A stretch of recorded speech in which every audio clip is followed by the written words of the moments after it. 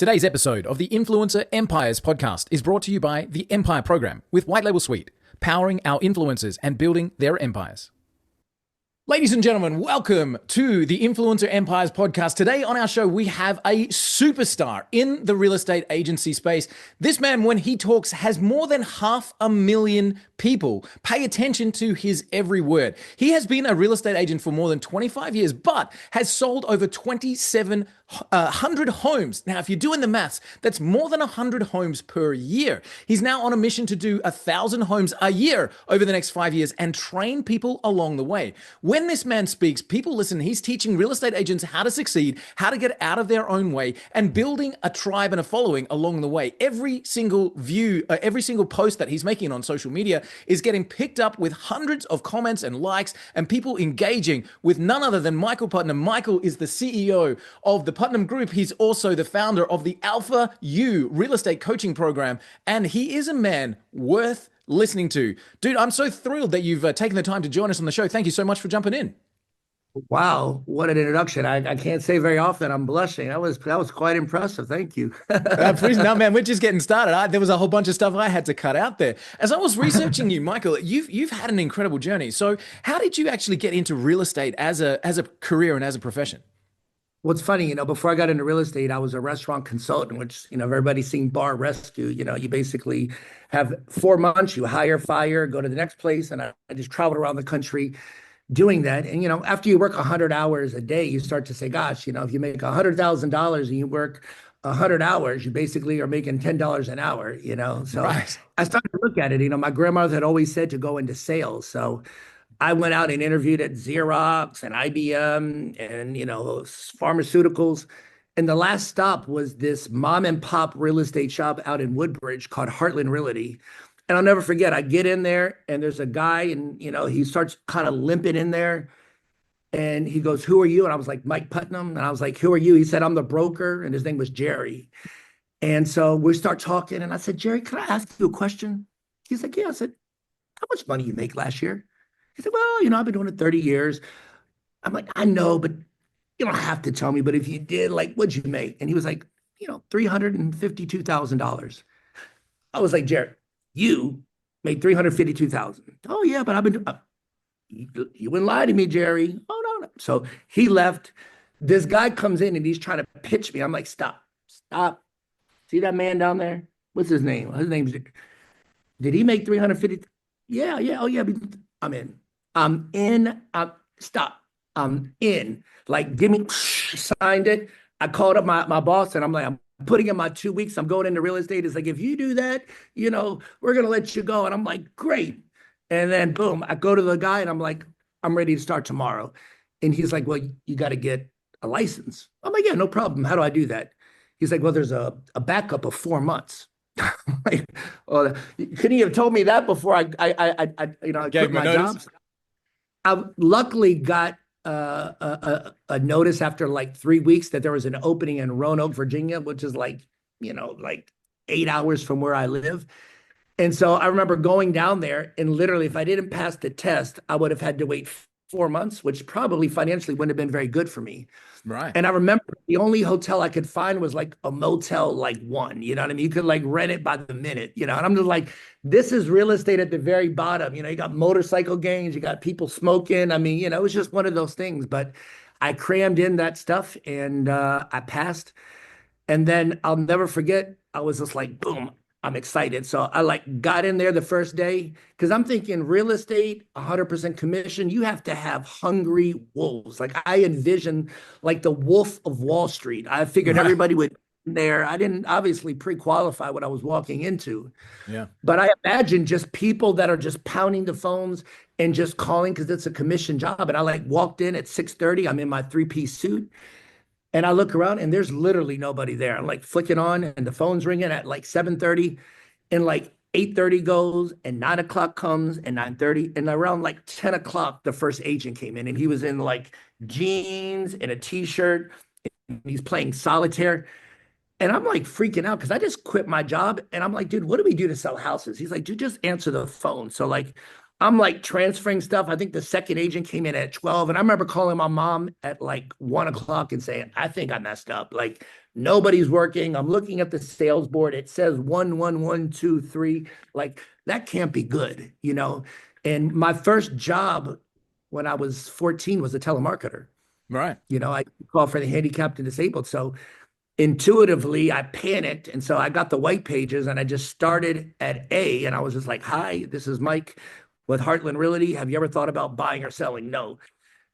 And, you know, I just kept doing that over and over. And I would do it for 8 hours a day. And, you know, my nervous system had not got used to 8 hours of that. So, like, you know, I would literally, some days I would throw up because, like, it was so intense. But I knew that, like, I wasn't going to make money unless I talked to people, you know. And I'll never forget, I finally set a listing appointment and I talked to the broker and he came in and he just bombed it. He just bombed the appointment. And I remember calling the guy back. The guy's like, never call back again. And I'm thinking, like, I can't do worse than that guy. So I went on the next one by myself, you know, and I'll never forget, it was a military lady. And at that time, you know, I had started coaching with Mike Ferry. He was one of the premier real estate coaches. And he was like, just bring the script and read it. And I was so nervous. I was like, number one, I have to sell the house. And the lady's looking at me like, what? And second question, number two, do you have to price it to sell? You want to keep it? And she's literally looking at me because I sounded good on the phone, but like I wasn't good in person. And then the third one is, you want me to handle it? And she literally is like, this is done. Pack it up, you're out. And she literally walked upstairs. And I remember like walking out and like I was kind of slumped over and I was just like, God, is this for me? Because, you know, the people in my office weren't selling at high volume. And like, I really didn't know what to do, but I knew that the more people I talked to, it gave me the best chance. And obviously, as I kept doing that, I kept getting better. And I realized that, you know, at a very early age, that volume is the ultimate protection. And I think that's the one thing that stops most real estate agents from ever being successful is they don't understand the volume. You know, I'm in the process now of writing a book and I talk about the 6 levels of real estate. And, you know, the first one is you have to learn how to volume call because without a volume of calls, you don't get the reps to actually be good enough. Because whether you like it in sales, you have to know how to talk to people. You know, most scripts is you selling. People don't want to be sold. You know what I mean? You want to learn to influence people. You learn to influence people by asking great questions. You know, instead of asking someone, where do you want to move? It's like, if you moved, would you stay local or would you relocate? You know what I mean? Instead of asking, what kind of house do you want? Where they could say, I don't know. It's, do you want a bigger house or a smaller house? So I started learning that there's ways that you can talk to people that they cannot say no. And that's one of the things we use to like evolve. But, you know, for a lot of agents, they're not willing to do the volume of calls because they would rather sit in an open house and wait for people to come because that's easy. But what is easy is normally hard. And I think, you know, when you look at the National Real Estate Institute, you're looking at probably 1 to 2 houses a year is what the average agent sells. And it's because they don't make volume of calls. But even if they do that, you know, that's amazing. We talked just before we hit the record that you just now moved into a 9,000 square foot office. Like you're doing incredible things. There's a couple of things though that as you were talking there, Mike, as you're telling that startup story, that's really stood out. Number one, you talked about that you were coaching from that guy. Like so, you had somebody that was coaching you, and then you also mentioned there. Like we'll get to the volume because I saw one of your YouTube shorts. You were talking about the volume of calls there, but we'll get to that in a second. So you talked about coaching, and then you talked about. I learned there was a way to speak to people. I learned that there was a way to ask questions. At what point during this journey did you decide to take it seriously? When you said, "I'm a study. I'm all in. I'm going to be a professional." You actually, I'm assuming you would have had to make that mental switch to turn that on and go, "I need to learn this craft. I want to do this." Was that can you remember that time when you went all in on the future of this? yeah, I think, you know, for me growing up, you know, I played basketball competitively. And, you know, when you start to go out into the marketplace and you start to lose consistently, you know, I started to realize that it wasn't failure, it was feedback.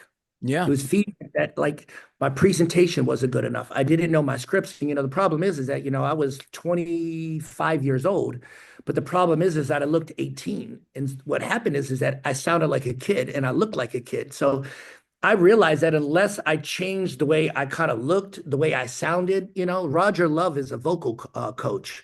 And I remember hiring him to help me with my voice because my voice wasn't deep. It didn't have the resonance. And so I sounded like a kid. And so, you know, when you sound like a kid, people treat you like a kid. So, there's a Right, lot of right. obstacles. If you don't look the part and sound the part, it's like you're dealing with people's number one investment and you look like they're a 16-year-old kid, you Yeah, know? right. They're not And going to so those trust are you. some of the challenges. But I think being competitive and losing time after time after time, there was a guy, Gary Fitzgibbons, that I would compete against a lot. He was like the number one agent that I competed against. And he would just smear me every time. And, I would lose and he would call me up and be like, hi, I just want to let you know that they listed the property with me. If you have any buyers, let me know. 3-second pause and hang up. And so I think enough of that is you start to realize, so I had him on my wall, and then there was another guy, Casey Margano, he was the number one Remax agent in the world. And, Tony Robbins was one of my mentors. And so I remember calling him up and being like, hey, I just got into real estate. I see you're the number one agent. You're actually in my area. I was wondering if I could take 15 minutes of your time and just see what you do. And he was like, what's your name? And I was like, Mike. He's like, Mike, I need you to do me a favor. I'm like, of course. He's like, never call me again. So I put his picture on the wall. So, the people that Wow. that me thought that I was a little insane because, I had all these different pictures of the people that every day I had to compete against. And, looking at them every day was a reminder that if I wasn't working hard, they were going to beat me. So it was kind of Wow. me every single day, going in and making sure that I understood that if I didn't improve, I was going to get the same feedback. Because I think too many people look at failure and don't understand it's not failure, it's feedback. It's telling you what you need to improve on. And I don't think a lot of people embrace that. That's amazing. That's amazing. I'm going to ask you the same question you asked Jerry. Tell me the truth. What's the most amount of money you've made from real estate in a single year? 2.1 million. I'll just pause for effect. Like that is absolutely amazing, dude. Do you think right now, even as we're recording this, Mike, do you feel like real estate is still an incredible opportunity for somebody who has that hunger and that fire who wants to make something of themselves? Can anybody step in and do this now?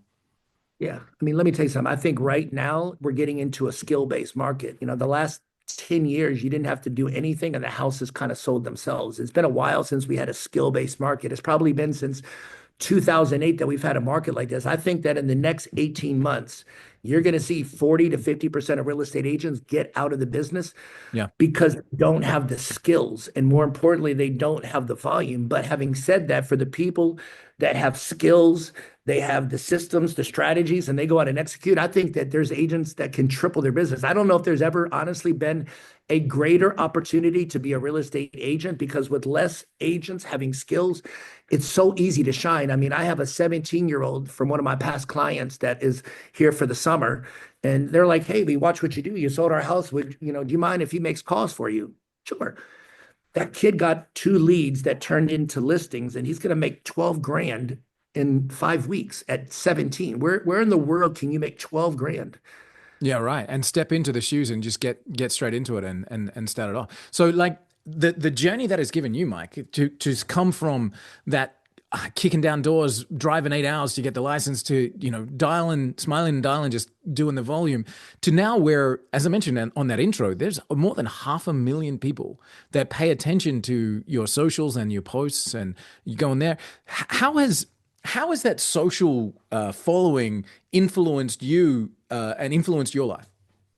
I think, I'd probably get 15 to 20 DMs per week. And, a lot of the videos that I make are around, people that I talk to. I mean, there's a lot of people out there that are having the worst year of their real estate career. And I'm talking really, really good agents Yeah. because they don't understand that if you don't improve in one of the 6 levels, you get stuck there. I mean, some people they're good at calling people, but they're not good at turning conversations into leads. They're not good at taking leads and turning them into appointments. They're not good at taking appointments and turning them into a signed contract. And I think the biggest thing you're seeing now is they don't know how to take a signed contract, meaning a listing agreement, and they don't know how to get it sold because right now you're having to go back and ask for price reductions. I mean, I had a house listed at 950. Another house came on the market a week later at 925. So we dropped to 925. They dropped to 900. We dropped to 900. We dropped to 875. They came to 875. We dropped to 850. They stayed, and then we got an offer at 840. It's like not many people have the ability to take a seller from here to here. And then when the offer came in at 850, I mean, it was listed at 850, at 840, having the skills to then to get them to take that. And then the home inspection, there was issues because it was bad, and getting them to do that, like that is a skill. The Yeah. skill of walking people through the process. Because remember, for most people, this is the single biggest investment. There's more emotion in real estate than probably any other transaction because it's people's biggest money experience. And I think that a lot of people, they don't understand that it's your job to make sure that you have the skills necessary to navigate them through that. So, I Yeah. really believe that. I mean, there's a guy that I was coaching, and he had 27 listings before he stopped coaching, active, and one pending. What does that tell you? He had $300,000 in active inventory and said, you know what? I think I'm going to pause coaching. And the funny thing is, I said, dude, come to my office. I will sit down at the table and I will do it with you. You'll get at least 80%. We'll throw away the 20%. You'll make 200 grand because he had 330 grand in active inventory. But the sad part is that to him, he was looking at the cost instead of saying, if I know that skill, the investment for me is that I'm going to make 200,000 back. I had one of Yeah. my clients last week. She had a listing that had been on the market over 100 days at 1.5 million. So we talked about it, and I said, where does he need to be? She said 1.2. So I went through all the scenarios. I get on a call with her, walk through. She gets the guy to 1.2. It sells the next 3 days for 1.25. She's going to make $42,000. See, that's the thing. People don't understand that the biggest cost in our life is not what we pay. Because I remember someone telling me, what's the biggest cost in your life? And I was like, my mortgage. Nope. Taxes. Nope. It's the cost of not knowing. See, for that Wow. guy, the cost of him not knowing how to reduce listings and get listings sold, it's costing him 330,000. He's focusing on such a small fragment. And I think that's one of the reasons that so many people aren't successful is that they would rather invest in Apple or invest in Nintendo or in all these other products instead of investing in the best product, which is yourself. Yeah, I hear it. I hear it. Sales is a transferable skill, right? So when you know the skill, when you understand the way to communicate, you can sell whether it be real estate or automotive or insurance or whatever it might be. Are you still a study today, Mike? Are you investing in your own skill set to sharpen up all the time? Oh, I've lost you there, Mike. I've got a camera freeze. Let's see if I can get Mike back on, you guys. Mike, jump back in with me. Mike, have I lost you? Mike. Let's see if we can get Mike, guys. We seem to have dropped Mike off there. Let's Do see if you we hear can get me? Mike. Yeah, I got you back, man. Whoa, that was There we great. All go. right. So my question to you was: Are you still a study today? Are you still actively investing in your own skill development? Absolutely. I've got four coaches right now that coach me in all different things. You have to realize something. It's like if I told you to run as fast as you could and you did, and then I said, I bet you $1,000 you could run even faster. And you're like, nope. And then I said, well, why don't you try one more time? And then after you started, I put a pit bull and I let it go and it started chasing you. Which one are you going to run faster? The one by yourself or the one with the pit bull chasing you? And I think for a lot of people, they don't understand that if you don't have something forcing you to do the things that you don't want to do, you'll never do it. I mean, even the videos, I mean, to me, that's just not something I like. It's like you're talking to nobody. It's like the weirdest thing. It's like and it's like I have a lady and she's in California and she's Russian. And I mean, if I don't make my videos, I mean, she's just on me. And like, you need people in your life to hold you accountable to what you say you want. Because I think the number one thing that stops people from being successful is they base their activities on how they feel, not on Mm, what they. You see, if you base your activities on what you want in your life, it's a completely different life than if you base it on how you feel. After 25 years in real estate, I don't know there's any day that I wake up that I'm just so excited to go talk to thousands of people. But I know that it gives my a great life. I get to train a lot of people and I get to serve people. I hear so many people say, I'm not a salesperson. And the truth is, everybody is a salesperson. Like, let me ask you something. Who's the person that you love the most in your life? my kids. Okay. If one of your kids was on a bridge and they said they were about to jump and they Yeah. called you, at what point would you hang up the phone? Never. Not in. Not What if in. they gave you 1,000 reasons why they should jump? What would you give them back? 1,001. And that's sales. See, sales is nothing more than caring about your customer. The ultimate sales hack is when you go from selling to serving. And when I teach people to do that and they come from that place, that's where you can influence and sell people. You don't push people. You want to ask questions and serve, and then it pulls them in. And I think that's one of the biggest distinction between what I teach and what a lot of the real estate agents teach coaches, because they're teaching just scripts. People don't want to be talked to through a script. They want to be talked to. Yeah. A script is talking through you. A script is, there's no interaction. People want to be humanized now. There's so many things that are pulling us that people starve for connection. And if you know how to connect with people and you know how to get reports, like, when I walk into a house, the first thing I do is I say, before we get started, I'm going to take a quick look at the house. This is where we're going to switch roles for a second. You actually get to be the real estate agent. You show me around. And then they'll be like, oh, here's the living room. And I'm like, wow, you're natural. And it immediately creates a playfulness, because you see, if I can get you to feel like I'm like you, then you're going to want to do business with me. And I think rapport is one of the things that most people don't talk about. Rapport. People like to work with people they like and trust. And if you can't get to like you, then you're going to have trouble just talking at people. It doesn't work. Yeah, absolutely. Absolutely. So Mike, everything that you're talking about here is deliberate. And what I mean by that, my question to you before was, at what point did you decide to become a professional? You said, I'm going to learn, I'm going to study, I'm going to get a coach, I'm going to move this forward. Then even moving into the volume piece, where it's like, I don't want to make 1,000 calls, but I'm going to do it because this is what I've set myself to do.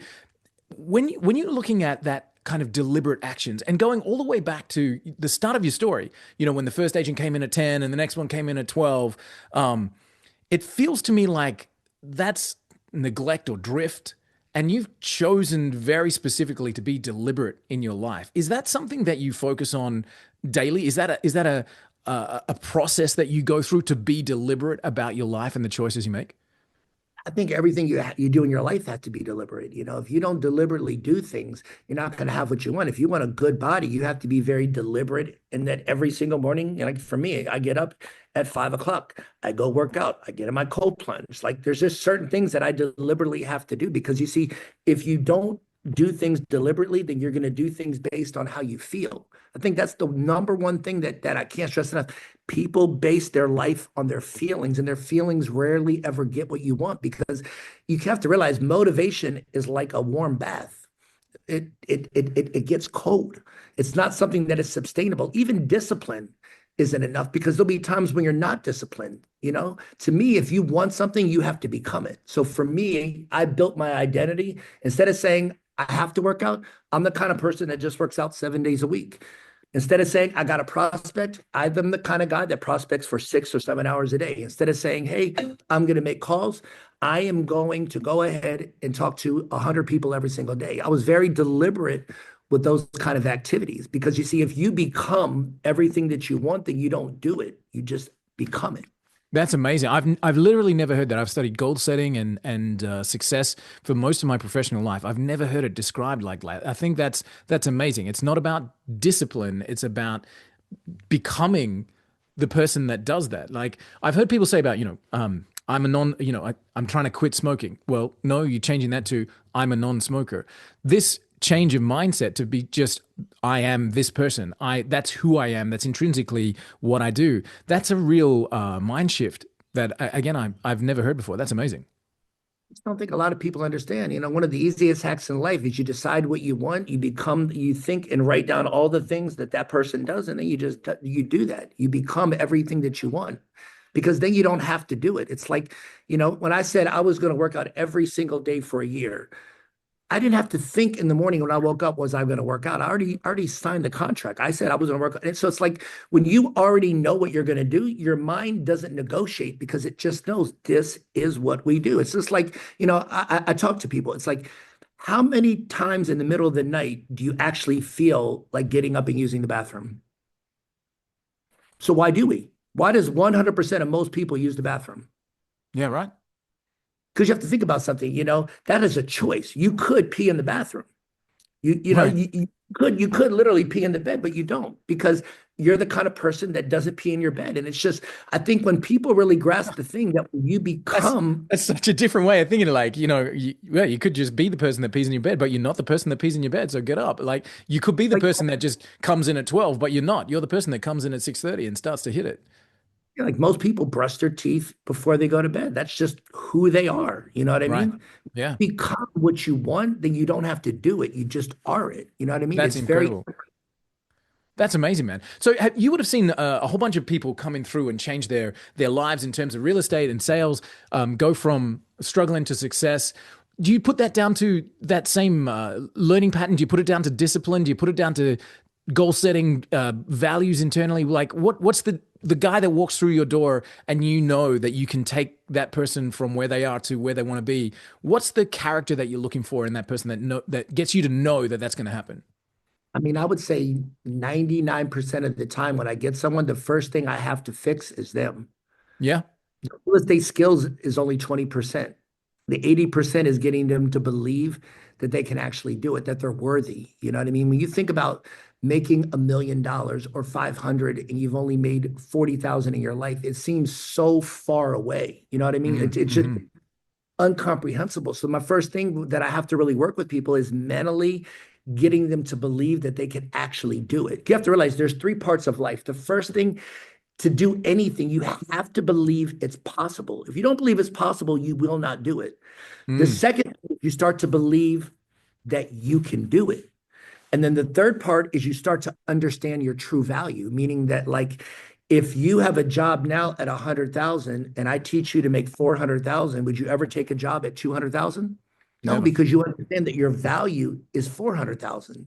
And so I think for a lot of people, they have to go in understanding that someone has done it. So we know that it's possible. But somewhere along the way, if you keep pushing, there's a moment where you actually start to believe that you're possible, that it's possible for you. You believe that you can do it. And when I coach people, when they get to that point, it's one of the most beautiful things to watch someone blossom and to start to win. You know, you have to realize something. Losing is a habit, but so is winning. You have to teach people how to win. And what a lot of people don't realize is the way you win is you have to be willing to lose. No one starts off winning. Look at Michael Jordan. He didn't win championships. Winners are built. They don't come that way. And I think so many people look at other agents and they'll be like, you know what? I want to be like Mike. Like there was a guy 3 years ago and he called me and he said, you know what? I am the next Mike Putnam. And I said, you know what? Good. He's like, I'm going to be just like you. And I'm like, are you saying that or do you mean it? He's like, oh, no, no, I mean it. I want to be just like you. I'm like, I've never done this before, but for some reason, why don't you come live with me for 3 days? I'm going to have you live at my house. You'll get up when I get up. You'll work out when I work out. You'll call when I call. You'll go home when I call. I want you to see what it's like with me and my wife and my kids. And then we're going to do that for 3 days. Oh, yeah, I would love that. So the first day, it's like 5 o'clock. Get up. I'm just going to skip gym. Dude, you're in my house. Get up. Work out. Get there. By like 12 o'clock, his eyes are just red because he's never prospect for 4 straight hours. He's like, what are those eye drops? And I'm like, dude, you just put them in. Yeah. So we went through that. He goes, I'm tired. I'm going to go down. I'm like, stop. Now you get to be with me and my family. I want you to see what that's like. Next day, 5 o'clock. I'm not working out. I'm like, dude, get up. You're in my house. I don't feel like working out. Well, you know what's good? I don't feel like working out either, but I'm the kind of person that works out. And since you're in my house, you're going to do it too. By the time he got to about 2 o'clock that day, he literally looked at me and he said, you know what? I don't want to be like you. And he literally packed up and left.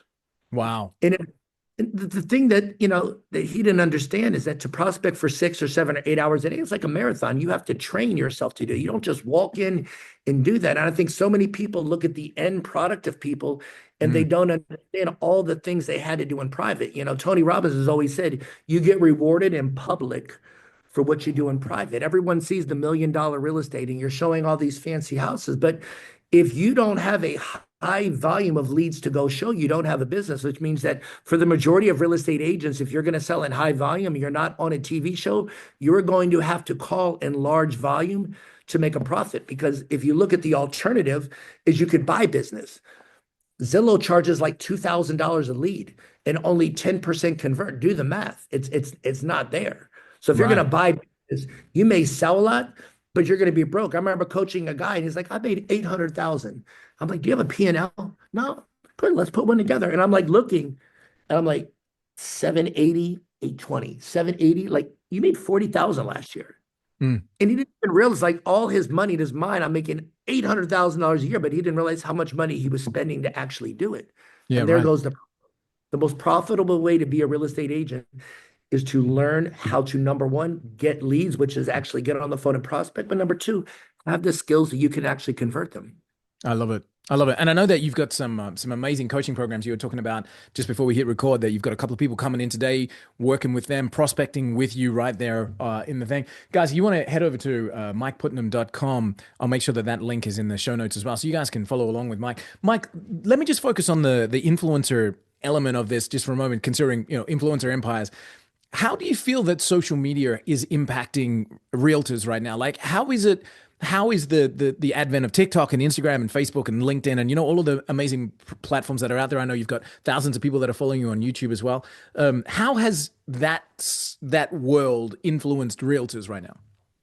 I think that it gives them a false sense of what success looks like. I think, people only like to post the wins. They don't like to post the losses. They'll Mm, post showing $1 million house, but they don't post the day that the $1 million house fell out of escrow. right. We're in a culture now where everybody only posts things that look good. You see relationships and husbands and wives, and they're taking pictures and they're so happy and their kids, and then they're getting divorced.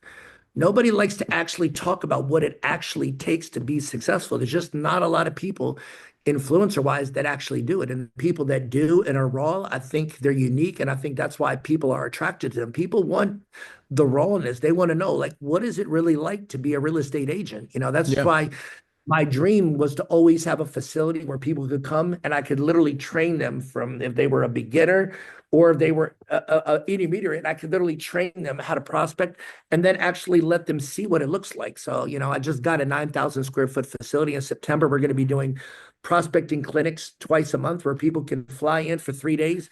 I'll show them how to prospect. I'll go over scripts, objections, dialogues, and then they'll prospect next to my team. And I think the cool thing about my team is that you have kids between 21 and 30, and you have kids in here at 21 that are just lesser copies of me, but you would never think that a 21-year-old could sound that good, because people think that sales, it takes all these years. No, it takes a great mentor that can actually show you what to say, because if you know what to say, it makes it so much easier to go out and execute. The number one reason why people don't do things is they don't know how to do it. Yeah. If you ask to go out today and cold call people or to call a for sale owner or an expired listing, they won't do it because they're terrified of the rejection and what to say. But when you're equipped with the weapons to fight, you enjoy it. And I think that's one of the things that people see even today, when they were here, watching these young kids just dice people up and be able to ask questions and influence and ask this or that. Because you have to realize something. I mean, sales is nothing more than the transfer of energy. The highest level of sales is where we take our eyes and we just let you borrow it so that you can see what we see. It's funny when like a seller says, I'm going to wait 6 months for the value of my house to go up. And I'm like, great, but you're going to buy a house in 6 months. Isn't that house going to go up too? So if you make $30,000 on your house and then you give the next seller $30,000 to buy their house, how much money did you actually make by waiting 6 months? Well, you didn't Simple make question. anything. Right. But But it's just having the skills to have that answer ready to go. yeah, but if you buy a house now, instead of giving the seller $30,000, you'll actually have $30,000 in equity. See, I learned at an early ages that if you take complex things and make it really simple that people can digest it, they receive it. And that's how you persuade people. It's like I had an investor yesterday. It's like, he was talking about waiting for the market to get better. I'm like, well, if you wait in this market, you're going to get a 1 or 2% return. You mentioned that you have other investments that give you 20 or 30%. So if you're going to wait, would you rather wait with a 1 or 2% return or a 20 or 30%? Because either investment, you're going to wait. The question, do you keep it in this asset class or this asset class? You're an investor. Nice. What's the number one goal of investing? To make money. Yeah. You want 20 or 2? Easy decision. But that's how you have to learn to talk to people. You have to learn to really simplify it, and people Nice, man. receive.